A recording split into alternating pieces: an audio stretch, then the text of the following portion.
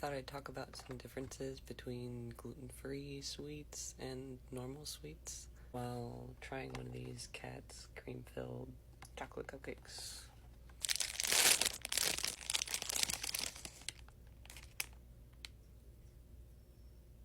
I missed the little swirl on top. Is that like a copyright or something?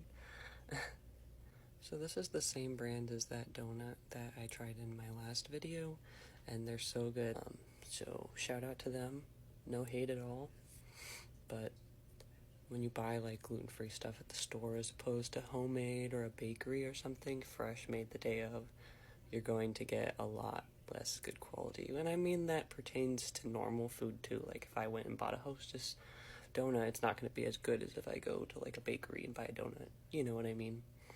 So that donut I had was super good. The thing about a lot of gluten-free stuff is that they'll be really dense.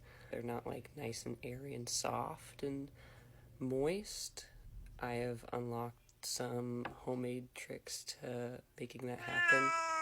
It is yet for a store brand one of bread or cake or something to be like really good, you know? Let me just take a bite really quick.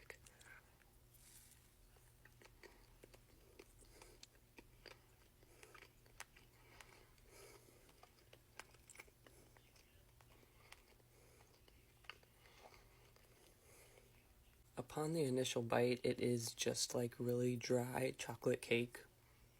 It doesn't taste gluten-free, it just tastes dry. You know what I mean? Like, not the best chocolate cake I've ever had.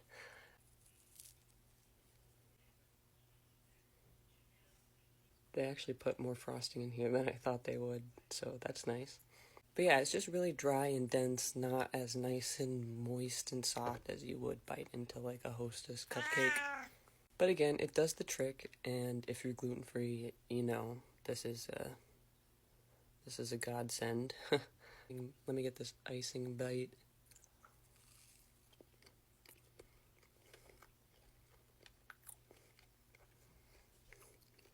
The icing is so good. There is a difference too between like cakes and breads and cookies and crunchy cookies and stuff. Like take Oreos for example, a lot of people actually prefer the gluten-free Oreos over normal Oreos for whatever reason. They just have a nicer taste. Some of the flours that they use give it like a nice taste.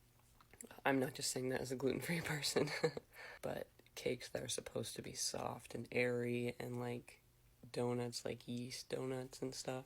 Well, yeast donuts are impossible to find, but like cake donuts and cupcakes and stuff and breads like this,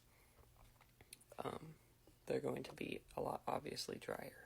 That's why having milk to dip your treats in is seriously game-changing when you're eating gluten-free stuff like this. So let's take a dunk.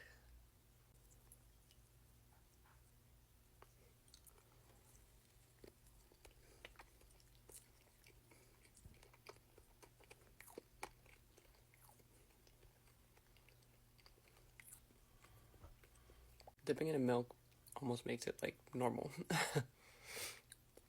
It literally gives it the moisture that it needs.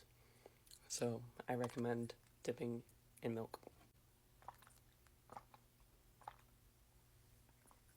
But yeah, sorry that I'm vague and don't have good adjectives to describe food. But I hope that helped, and go try some gluten-free goods.